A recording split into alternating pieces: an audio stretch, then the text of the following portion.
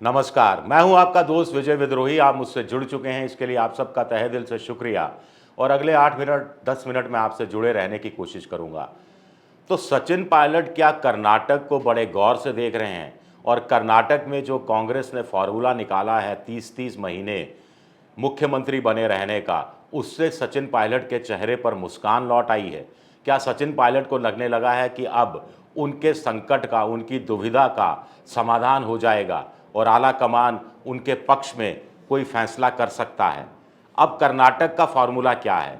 अब दरअसल होता क्या था कि कांग्रेस ने तय किया था कि स्थानीय छत्रपों के आधार पर वो चुनाव लड़ेगी, स्थानीय छत्रपों को आगे करके चुनाव लड़ेगी, वही नारा देंगे, वही नीति बनाएंगे, वही रणनीति बनाएंगे, वही जातियों को साधेंगे, वही चुनाव प्रचार की कमान संभालेंगे, वही मुख्य भाषण किन मुद्दों पर होगा और किस मुद्दे को किस रूप में उभारा जाएगा, ये सब के सब स्थानीय छत्रप तैयार करेंगे। लेकिन स्थानीय छत्रप एक से ज़्यादा होंगे, कर्नाटक में जैसे 2 हुए। मुख्यमंत्री तो एक ही बन सकता है। तो फिर मुख्यमंत्री कौन बनेगा? कर्नाटक के बहाने कांग्रेस ने स्थायी तौर पर इसका समाधान निकाल लिया है और सचिन पायलट को की नज़र भी अब उसी फॉर्मूले पर है। सचिन पायलट भी इसमें अपने लिए एक संजीवनी बूटी देख रहे हैं। कुल मिलाकर स्थानीय छत्रप जैसे सिद्धारमैया है, डीके शिव कुमार है, इन दोनों को पता था कि दोनों में से कोई एक मुख्यमंत्री बनेगा। लेकिन दोनों को यह भी पता था कि मुख्यमंत्री बनने की संभावना तब पैदा होगी, अवसर तब पैदा होगा जब जीतेंगे। तो पहली चीज क्या होगी? जीतना है, मिलकर जीतना है, सामूहिक रूप से प्रयास करके जीतना है, एकता दिखाकर जीतना है, एक दूसरे की पीठ पर छुरा नहीं भोंकना, एक दूसरे की मदद करनी है। और जीत जाएंगे तो फिर एक बनेगा। अब एक कैसे बनेगा? रोटेशन से बनेगा। पहले संशय होता था 2018 वाला, सचिन पायलट बनाम अशोक गहलोत 2.5 साल कहा, वादा नहीं किया पूरा। भूपेश बघेल बनाम टीएस सिंहदेव 2.5 साल कहा, वादा नहीं किया पूरा। छत्तीस और मध्य प्रदेश की बात तो अलग थी। वहाँ तो ज्योतिरादित्य सिंधिया अड़ गए थे कि मैं ही मुख्यमंत्री बनूंगा और पूरे 5 साल मुख्यमंत्री बनूंगा।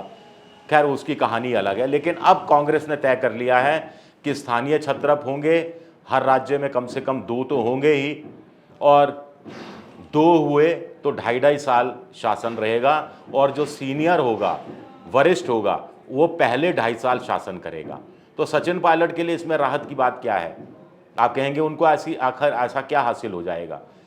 तो मुझे लगता है कि सचिन पायलट के साथ कर्नाटक के बाद एक सुलह का एक नया रास्ता खुल सकता है। उसमें ये कहा जा सकता है कि सचिन पायलट को फिलहाल कुछ नहीं बनाया जाएगा, प्रदेश अध्यक्ष तक नहीं बनाया जाएगा। बस वो अपने हथियार डाल देंगे, अशोक गहलोत के साथ मिलकर काम करेंगे, अशोक गहलोत के नेतृत्व में काम करेंगे या समकक्ष रहकर काम करेंगे। लेकिन हो सकता है चुनाव अभियान समिति बना दिया जाए जिसकी कमान सचिन पायलट को सौंप दी जाए और फिर सचिन पायलट और डोटासरा और अशोक गहलोत मिलकर काम करेंगे। और सरकार अगर कांग्रेस की दोबारा राजस्थान में सत्ता में आ गई तो पहले 2.5 साल के लिए अशोक गहलोत को मुख्यमंत्री बनाया जाएगा और उसके बाद के 2.5 साल के लिए सचिन पायलट को मुख्यमंत्री बनाया जाएगा और फिर 2028 का चुनाव सचिन पायलट की अगुवाई में लड़ा जाएगा। और तब एक और स्थानीय छत्रप तैयार हो चुका होगा जिसके साथ मिलकर सचिन पायलट पार्टी को आगे बढ़ाएंगे। इससे पार्टी और ज़्यादा जवान होती जाएगी, पार्टी में और ज़्यादा ऊर्जा आएगी।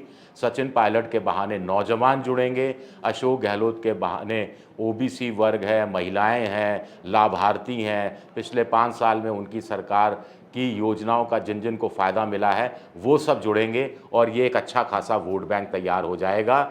ये काम क्या हो सकता है, या ये मेरा ख्याल है, सिर्फ मेरी खाम ख्याली है? बड़ा सवाल ये उठता है। लेकिन इसके साथ साथ सचिन पायलट को फिर क्या करना पड़ेगा? जो 31 मई का अल्टीमेटम दे रखा है उसमें शिथिलता लानी पड़ेगी।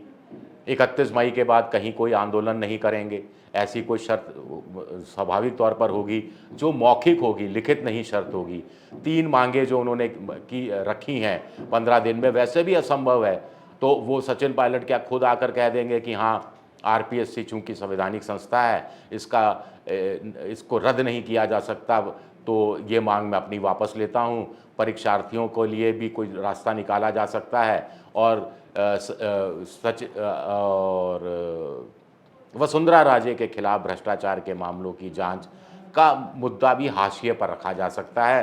क्या सचिन पायलट इसके लिए तैयार होंगे? मुझे लगता है कि बदले में अगर कांग्रेस में फिर से प्रतिष्ठा के साथ सियासी कद बढ़ाने का मौका मिल रहा है सचिन पायलट को, फिर से उनकी कांग्रेस में सम्मानजनक ढंग से वापसी की संभावना या वापसी का दरवाज़ा खुल रहा है और मुख्यमंत्री बनने की प्रबल संभावनाएं सामने नज़र आ रही हैं, तो ऐसे में सचिन पायलट को खुशी खुशी तैयार हो जाना चाहिए, उनके समर्थकों को भी खुशी खुशी तैयार हो जाना चाहिए। हाँ, जो ये मिठास जो कड़वाहट में बदली है, उसको फिर मिठास में बदलने में दिक्कत आएगी और सचिन पायलट के आंदोलन के कारण, विरोध के कारण या अशोक गहलोत के सचिन पायलट के खिलाफ दिए गए बयान के कारण आम जनता में जो नैरेटिव गया, जो छवि हुई फैली कि दोनों आपस में लड़ते रहते हैं, उससे उबरने में ज़रूर पार्टी को टाइम लगेगा। लेकिन हर संभाग में अगर सचिन पायलट और अशोक गहलोत एक मंच पर हाथ मिलाते हुए, एक मंच पर एक साथ भाषण देते हुए, एक ही गाड़ी में जाते हुए, एक ही हेलीकॉप्टर में चढ़ते हुए और उतरते हुए नज़र आएंगे, तो जनता में एक इसका पॉजिटिव संदेश जाएगा। क्या ये संभव हो पाएगा? संभावना तो है। चलिए देखते हैं क्या होता है। मेरा ये वीडियो देखने के लिए आप सबका बहुत बहुत शुक्रिया। वीडियो पसंद आए तो लाइक कीजिए, सब्सक्राइब कीजिए, शेयर कीजिए और घंटी जैसी आकृति बेल आइकन इसे दबा दीजिए ताकि नया वीडियो आए तो आपको तत्काल जानकारी मिल जाए। विद्रोही 7 मेरा ट्विटर हैंडल है, विजय विद्रोही 7 के नाम से मैं इंस्टाग्राम पर हूँ और फेसबुक पर मेरा पेज है विजय विद्रोही पेज। शुक्रिया, बहुत बहुत शुक्रिया।